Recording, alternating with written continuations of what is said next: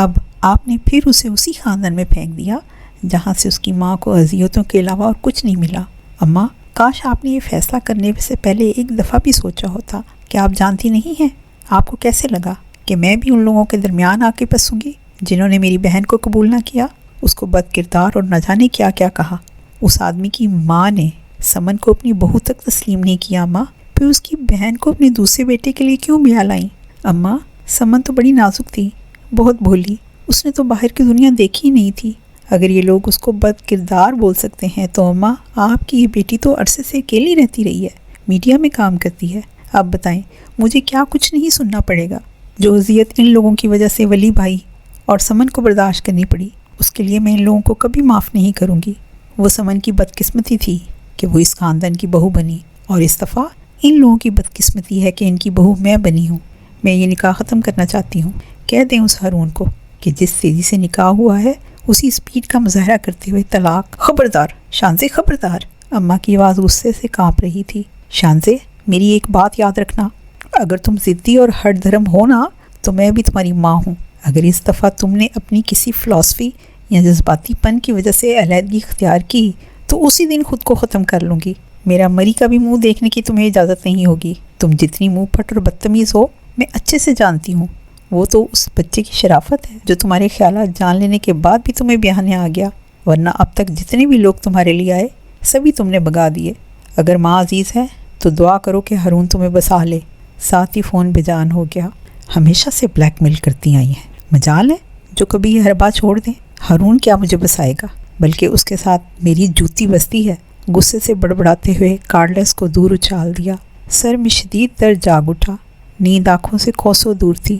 کتنی ہی دیر تک ہارون بت بنا اپنی جگہ پہ کھڑا رہ گیا۔ اس نے نہیں سوچا تھا کہ شانزی اس حد تک نفرت رکھتی ہے۔ وہ نڈر اور منہ پھٹ بھی حد سے زیادہ تھی۔ کچھ طے کرنے کے بعد اپنی جیب میں گاڑی کی چابی کو ٹٹولتے ہوئے، اس کی موجودگی کی تصدیق کرتے ہوئے اس کے قدم باہر کی طرف بڑھ گئے، اور جب چوکیدار کو ضروری ہدایات کرنے کے بعد اس کی گاڑی گیٹ سے نکلی تو گھر کے دونوں نوکر نیند سے بھری آنکھیں ملتے ہوئے پچھلی سیٹ پر موجود تھے۔ صوفے پر بیٹھے بیٹھے ہی کہیں 4 بجے اس کی آنکھ لگ گئی تو دنیا کا کوئی ہوش نہ رہا۔ اس وقت بھی بے ترتیبی سے صوفے پہ سوئی ہوئی تھی جب اپنے چہرے پہ نرم لمس کا احساس ہوا، مگر نیند بڑی گہری تھی۔ پھر یوں لگا جیسے کوئی رو رہا ہو، ساتھ اس کے چہرے کو تھپتھپایا۔ بڑی دقت سے ایک آنکھ کھول کر جائزہ لیا۔ سنہری گھنگریالے بال، سرخ و سفید چہرہ، گلابی لب، نیلی آنکھیں، اور ان میں ٹھہرا ڈھیر سارا پانی۔ اس کی آنکھ دوبارہ بند ہوئی، ذہن تھوڑا بیدار ہوا۔ کڑی سے کڑی ملائی تو سونے سے پہلے کمرے کے فرش پہ بکھرا کانچ، اور پھر کانچ جیسی آنکھوں میں رکا پانی۔ وہ ہڑبڑا کر اٹھ بیٹھی۔ اس کے سر کی طرف صوفے کے پاس زری کھڑی تھی، مسئلہ سا سفید نیٹ کا خوبصورت فراک، سینے کے ساتھ ٹیڈی بیئر لگائے، خاموش کھڑی آنسو بہا رہی تھی۔ 1-2 سیکنڈ زری کو دیکھتی رہی، پھر جلدی سے جھک کر اسے صوفے پر بٹھا لیا۔ اسی تیزی سے اس کے پیروں کو باری باری دیکھ کے ٹٹولا۔ کچھ نظر نہ آیا تو آخر پوچھ ہی لیا، کیا کانچ لگا ہے؟ زری نے اپنے آنسو صاف کرتے ہوئے نفی میں سر ہلایا۔ کانچ نہیں لگا تو پھر رو کیوں رہی ہو؟ اب وہ اور بھی حیران تھی، اور زری گود میں بیٹھی تھی۔ مجھے شیشی آیا ہے۔ اوہ اچھا، تم پیمپر نہیں لگاتی؟ نہیں، آخری دفعہ جب میں نے تمہیں دیکھا تھا تو تم نے پیمپر لگایا ہوا تھا۔ زری ناسمجھی سے اسے دیکھ رہی تھی۔ نیور مائنڈ، چلو آؤ بات میں لے چلتی ہوں۔ ساتھ ہی زری کے آنسو رک گئے۔ وہ خود سے ہی صوفے سے نیچے اترنے کے چکر میں تھی، مگر شانزی نے اسے اٹھا لیا اور کمرے سے باہر لے آئی۔ تھوڑی حیرت بھی ہوئی۔ اچھا خاصا دن نکلا ہوا ہونے کے باوجود سارے گھر پہ خاموشی کا راج تھا۔ ہال کمرے کی لائٹ تو جل رہی تھی پر کسی قسم کی کوئی چہل پہل نہ تھی۔ تعجب بھری نظروں سے ارد گرد کا جائزہ لیا، پھر زری کو دیکھا۔ بات کس طرف ہے؟ زری نے ہاتھ کے اشارے سے جواب دیا تو وہ اسی طرف آ گئی۔ باتھ روم کے دروازے پر زری کو نیچے اتارنا چاہا، پر یہ بھی عجیب معاملہ، بچی نیچے اترنے کے بجائے اسی کے ساتھ چمٹے جا رہی تھی۔ اترو بھی، شیشی نہیں کرنا، میرا جوتا نہیں ہے۔ اس کے جواب پہ وہ بڑی خوشگوار حیرت کا شکار ہوئی۔ ایک 2.5-3 سالہ بچی باتھ روم میں قدم نہیں رکھ رہی تھی کیونکہ اس نے جوتا نہیں پہنا ہوا تھا۔ اچھا، جوتا کہاں ہے؟ میرے کمرے میں۔ اچھا، اور تمہارا کمرہ کدھر ہے؟ وہ ادھر۔ اس نے زری کو ہال کے کارپٹ پہ کھڑا کیا اور خود اس کے بتائے ہوئے کمرے کی جانب بڑھ گئی۔ کمرے کا دروازہ کھولتے ہی پہلی نظر سامنے بیڈ پر محو خواب ابراہیم پہ پڑی۔ اس کی رگوں میں سکون کی لہر دوڑ گئی۔ آگے بڑھ کر فوراً اس کا ماتھا چومتے ہوئے نیا حکم صادر کیا، एबी, बिस्तर से निकल के जल्दी से तैयारी पकड़ो, हमें जाना है, और बाहर निकल कर पता करो इस घर के लोग किस वक्त तक उठते हैं। इब्राहिम ने सुस्ती से करवट बदलते हुए मुतला किया। मम्मी, इस वक्त इस घर में हम लोगों के सिवा कोई नहीं है। हैं? हाँ जी। इब्राहिम से बहुत कुछ पूछ लेने की ख्वाहिश को दिल में बसाए जरी का जूता उठाकर बाहर निकल आई, जहाँ वो मुंतज़िर खड़ी थी। कमोड पे बैठने में जरी की सहूलत के लिए वहाँ पे एक स्टूल रखा गया हुआ था। जरी के हाथ धोए, दांत ब्रश किए, मुंह धोकर खुद ही तौलिए से चेहरा साफ करने के बाद हैरान खड़ी शांति की तरफ तवज्जो की। मेरे बाबा की दिल है। कौन बाबा? अच्छा, अपने दादा का पूछ रही हो? शांति की बात पे उसने दोबारा सर को नफ़ी में जुम्बिश दी। दादा जान तो मेरे बाबा जानी नहीं है, वो तो पापा जान के बाबा है। भाई, तुम्हारे बाबा का नाम क्या है? जरी ने शांति को ऐसे देखा जैसे कोई खलाई मखलूक रास्ता भूल कर आई हो। मेरे बाबा का नाम मखदूम हारून बख्त है। ओह, तो तुम उस लंगूर की बेटी हो? उसके कमरे में देखो, उधर ही कहीं होगा। नहीं है, क्योंकि उनके कमरे में तो आप छोड़ रही थी, तो किसी और कमरे में होगा। जरी दोबारा रोने के लिए पर तोलते हुए बोली, कहीं भी नहीं है, मैंने सब कमरों में देख लिया है। अच्छा, रोने वाली कोई बात नहीं है, यहीं कहीं होगा, आ जाता है। जरी उसकी बात पे कान धरे बगैर बोली, ना बाबा इधर है, ना बड़ी अम्मी, अब मुझे फीडर कौन बना के देगा? बेख्तियार मुस्कुराहट उभरी थी। वो तुम्हें फीडर बना कर देता है? हाँ। फ़ख्र से सर अस्पात में ज़ोर ज़ोर से हिलाया। खैर, इतनी छोटी सी बात पे रो मत, मैं तुम्हें तुम्हारी बोतल बना देती हूँ। आओ, मुझे बताओ किचन किस तरफ है? क्या आपको नहीं पता किचन किधर है? नहीं। पर क्यों नहीं पता? क्योंकि ना तो ये मेरा घर है, ना मैं इधर रहती हूँ, तो कैसे इल्म होगा कि किचन किधर है? चलो बताओ किचन किधर है, ताकि फीडर बनाने के बाद तुम्हारे बाप को ढूंढकर तुम्हें उसके हवाले करूँ। फिर हमने जाना है। कहाँ जाना है? उसकी बात पर फ़ौरन सवाल आया। जरी का किचन तक गाइड करने का कोई प्रोग्राम ना देखकर वो खुद ही आगे बढ़ी। एक दरवाज़ा खोला, वो स्टोर निकला, दूसरा खोला तो लॉन्ड्री थी, उससे अगला शुक्र है किचन ही था। बत्ती जलने पर साफ़ सुथरा किचन नज़र के सामने था। ठंडा पड़ा चूल्हा इस बात का सबूत था कि दिन चढ़ने के बाद से कोई जीरू ने कदम नहीं रखे। एक तरफ शेल्फ पर ही 2-3 फीडर पड़े थे। दूध भी उबला रखा मिल गया। फीडर बनाकर जरी के हवाले किया, जिसे बगैर शुक्रिया के थाम के वो बाहर निकली और हॉल के सोफे पर बड़ी आराम और सुकून से लेटकर दूध पीने लगी। हॉल की सामने वाली दीवार पे ही लटकती घड़ी पर इस वक्त सुबह के 8:30 हो रहे थे।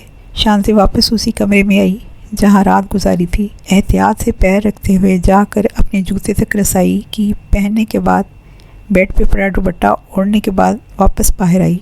इब्राहिम, तुम अभी तक उठे क्यों नहीं? उठो फ़ौरन, जल्दी करो, इससे पहले कोई आए, हमें यहाँ से जाना है। आंखें मलते हुए इब्राहिम ने हैरत और तशवीश से माँ को देखा। कहाँ जाना है? शांति ने एक लम्हे को नज़र चुराई। अपने घर वापस जाना है। मगर नाना ने तो कहा था कि अब यही हमारा घर है। मैं नहीं जानना चाहती कि नाना ने क्या कहा और क्या नहीं। तुम वो करो जो मैं कह रही हूँ। मगर mummy, AB, for God sake, no more questions. सिर्फ ये बता दें, लाहौर जा रहे हैं या इस्लामाबाद? और क्या हारून चचा को इल्म है? वो जो इब्राहिम को पकड़कर खींच रही थी, बाजू पर गिरफ्त ढीली पड़ गई। तुम्हें किसने बताया कि वो तुम्हारा चचा है? उन्होंने खुद बताया था। फिर मैंने नाना जी से भी पूछा, और मम्मी, हारून चचा ने भी मुझसे सॉरी किया था कि वो मुझसे इतने साल नहीं मिल पाए, जिसका उन्हें बहुत अफसोस है।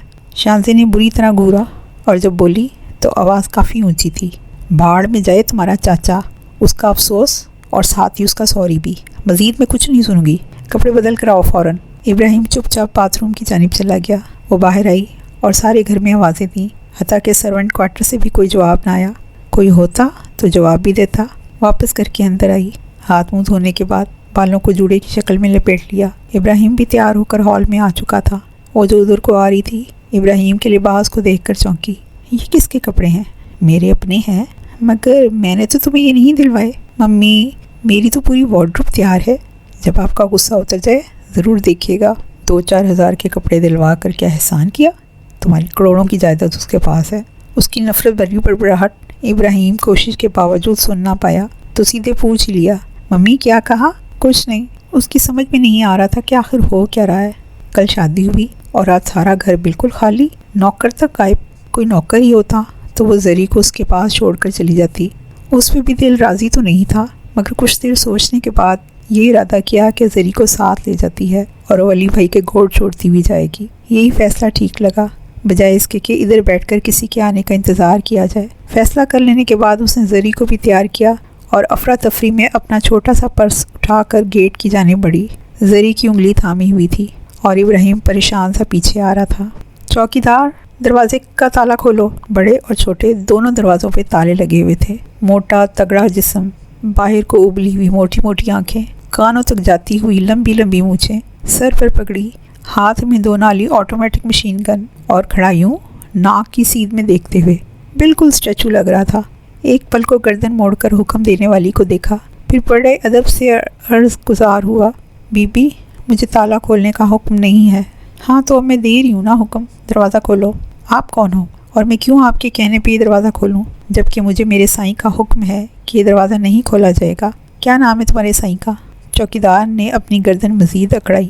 میرے سائیں کا نام مختوم ہارون بخت ہے۔ شانزے نے دانت پیستے ہوئے اسے گھور کر عزت افزائی شروع کی۔ الو کے پٹھے، میں اسی کمینے کی بیوی ہوں جسے تم اپنا سائیں کہہ رہے ہو۔ کھولو دروازہ۔ ہمارے سائیں کو دوبارہ ہمارے سامنے گالی نہ دینا سائیں، ورنہ کچھ بھی ہو سکتا ہے۔ اس نے بندوق پہ اپنی گرفت مضبوط کی، مگر نگاہیں شانزے کی مخالف سمت میں دیکھتی رہیں، اور شانزے پہ دھمکی اثر کر جاتی تو وہ شانزے ہی کیا ہوتی۔ کیا کہا تھا اس لنگور نے؟ اور وہ اس وقت ہے کہاں؟ سائیں، میں سمجھا نہیں آپ کس کے متعلق پوچھ رہی ہیں، کیونکہ میرے مالکوں میں کسی کا نام لنگور نہیں ہے۔ صدقے جاؤں میں تمہاری معصومیت کے۔ تمہیں سمجھانے کے لیے میرے پاس اور بھی آسان حربے ہیں۔ جو بزدل انسان اپنی بچی یہاں چھوڑ کر خود کہیں چھپ بیٹھا ہے، اسی کا پوچھ رہی ہوں۔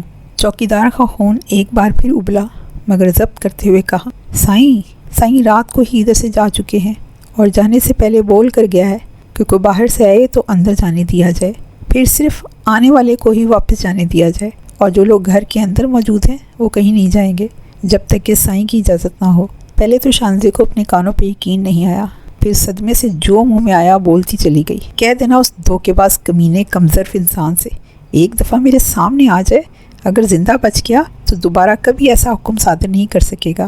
بچوں کو وہیں چھوڑ خود پیر پٹکتی واپس اندر چلی گئی۔ غصے سے دماغ ابل رہا تھا۔ سٹنگ روم میں فون سٹینڈ کارڈلیس کے بغیر خالی پڑا منہ چڑھا رہا تھا۔ یاد آتے ہی اندر کمرے کی جانب گئی، کیونکہ وہیں تو فون سننے کے بعد پھینکا تھا۔ کمرے میں اسی طرح کانچ بکھرا پڑا تھا۔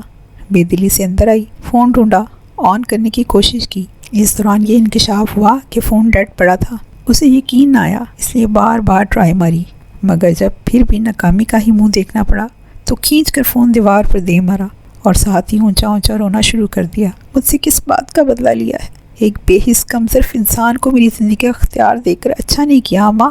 آپ کو ایسا نہیں کرنا چاہیے تھا۔ میں نے آخر کیا بگاڑا تھا؟ بیٹھے بٹھائے جان عذاب میں ڈال دی۔ اب سمجھ آیا تھا کیوں رکھ لیا تھا۔ اس وقت باہر سے روابط مکمل کٹا ہوا تھا اور کوئی صورت بھی نظر نہیں آ رہی تھی۔ ذہن میں خیال آیا، صوفے سے اٹھ کر تیزی سے باہر آئی اور ایک ایک کر کے سبھی کمروں کی تلاشی لی۔ تب کہیں جا کر آفس ٹائپ اسٹڈی میں اپنی مطلوبہ چیز نظر آئی، لیپ ٹاپ کی شکل دیکھ کر اس کی آنکھیں چمک اٹھیں۔ کرسی کھینچ کر دھڑام سے بیٹھی، لیپ ٹاپ اپنے سامنے کر کے آن کیا، مگر انٹرنیٹ کی غیر حاضری پہ دل خون کے آنسو رویا۔ لخت دی لعنت تم لوگوں کی اوقات پر، سارے گھر میں ایک ہی فون لائن، وہ بھی ڈیڈ، انٹرنیٹ بھی آؤٹ۔ بس ایک دفعہ تم میرے سامنے آ جاؤ ہارون، کم وقت تمہاری گردن اپنے ہاتھوں سے مروڑ دوں گی۔ میز پر رکھا پیپر ویٹ اٹھا کر پوری قوت سے لیپ ٹاپ کی اسکرین پہ مارا۔ ایسا معلوم ہوا جیسے پتھر لیپ ٹاپ کی بجائے ہارون کو دے مارا ہو۔ لیپ ٹاپ کی ساری اسکرین ناکارہ ہو گئی۔ سر ہاتھوں میں گرا کر آنکھیں بند کر کے کوئی رستہ سوچنے کی کوشش کی۔ ٹی وی کی آواز اسے اس کی طرف کھینچ لائی۔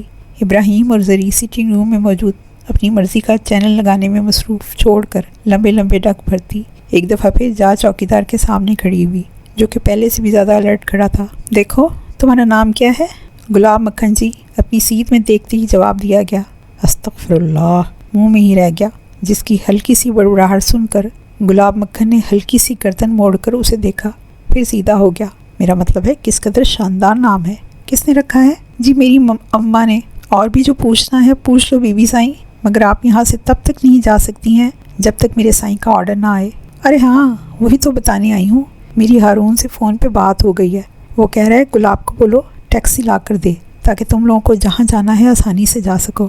گلاب مکھن نے پہلے شانزے کو غور سے دیکھا اور ایک دیو ہیکل کہکا مار کر یکدم خاموش ہو گیا۔ بندوق مزید سیدھی کرتے ہوئے بولا، بی بی سائیں آپ جھوٹ بول رہی ہیں، سائیں ہم کو بتا کر گیا ہے کہ گھر کا فون بند ہے، آپ انہیں فون نہیں کر سکتی ہو، صرف سائیں آپ کو فون کرے گا جب وہ چاہے۔ اور ادھر سائیں کا باپ بھی آ کر بولے کہ آپ کو جانے دوں تو بیوی سائیں میں آپ کو ان کے حکم پہ بھی نہیں جانے دوں گا جب تک میرا سائیں خود نہیں کہہ دیتا کہ آپ یہاں سے کہیں نہیں جا سکتے۔ گھر کی ساری چار دیواری پر بجلی کی تاریں پڑی ہوئی ہیں، کچھ بھی الٹا نہ سوچنا۔ بیوی سائیں آپ اندر جاؤ، کھاؤ پیو، آرام کی ہر چیز گھر پہ موجود ہے اور سائیں کے حکم کا انتظار کرو۔ وہ مزید کچھ بولے بغیر مرے ہوئے قدموں سے واپس ہو گئی، دماغ کچھ بھی سوچنے سے یکدم بیزار، ماتھے پہ تیوری چڑھائے۔ کتنی دیر خاموش تھی بیٹھی رہی اور کافی دیر بعد بچوں کی جانب دھیان گیا۔ دونوں کے ہاتھوں میں جوس کے گلاس تھے اور سامنے میز پر چھوٹی چھوٹی پیالیوں میں رکھی یقیناً وہ کھیر ہی تھی۔ وہ چونک کر سیدھی ہوئی۔ تمہیں یہ کھانے پینے کو کس نے دیا؟ دینا کس نے ہے؟ یہاں ہے ہی کون؟ آپ؟ اور آپ کو غصے میں کچھ اور یاد ہی کب رہتا ہے؟ ٹائم دیکھیں، 10 بج رہے ہیں اور مجھے اتنی بھوک لگ رہی تھی تو کچن میں یہی نظر آیا۔ Thank you so much Abbey, اتنا لمبا تانا مارنے کے لیے۔ اٹھ کر کچن کا رخ کیا، سارے کیبنٹ کھول کر دیکھے، پھر فریج کا جائزہ لیا۔ انڈے، بریڈ، چیز، سبزیاں، گوشت، پھل، ہر چیز موجود تھی۔ ٹوسٹ اور آملیٹ بنا کر بچوں کو آواز لگائی۔ اپنے لیے بس ایک کپ چائے بنا کر وہیں دونوں کے ساتھ ڈائننگ ٹیبل پر بیٹھ کر گھونٹ گھونٹ پی۔ ساتھ جذباتی پن کو ایک طرف رکھ کر ساری صورتحال کا جائزہ لیا، جو کچھ ہوا تھا اور جو کچھ ہو رہا تھا اور جیسے ہو رہا تھا۔ اتنا تو وہ جان گئی تھی کہ سوچی سمجھی اسکیم کا حصہ تھا اور اس کے اپنے برابر کے شریک تھے۔ سب سے پہلے تو یہاں سے نکلنے کی ترکیب لگانی تھی، یا پھر اپنی انرجی ضائع کرنے کے بجائے تحمل سے انتظار کرنا تھا۔ مگر اس سے بھی ضروری بات اس وقت اپنا لباس بدلنا تھا۔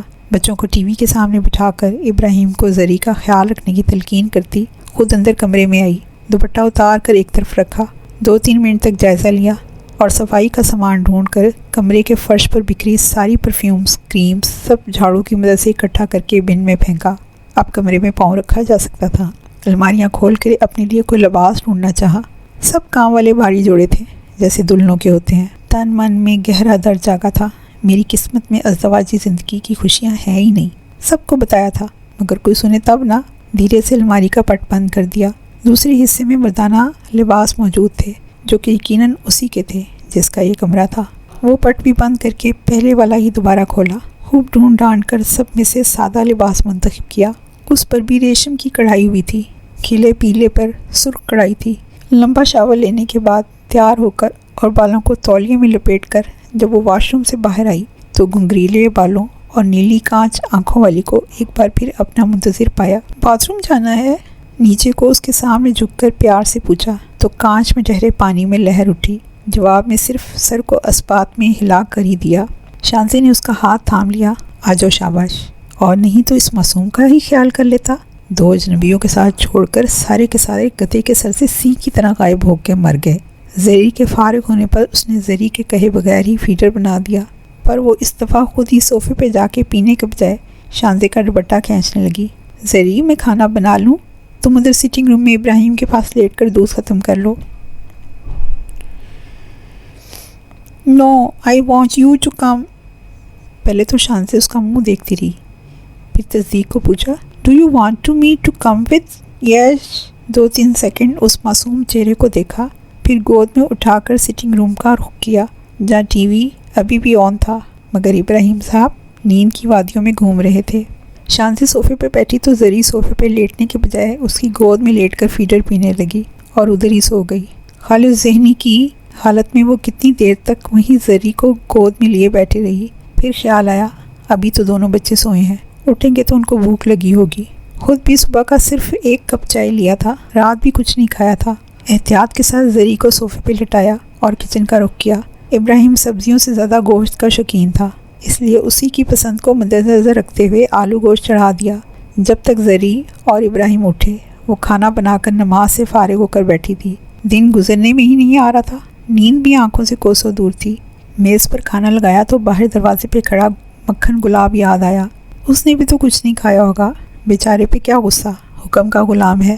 ٹرے میں کھانا نکال کر ابراہیم کے حوالے کیا۔ سارا دن مختلف سوچوں کو ذہن سے جھٹکتے گزرا، مگر یہاں سے نکلنا کیسے ہے؟ اس سوال کا جواب ڈھونڈنے میں ناکام رہی۔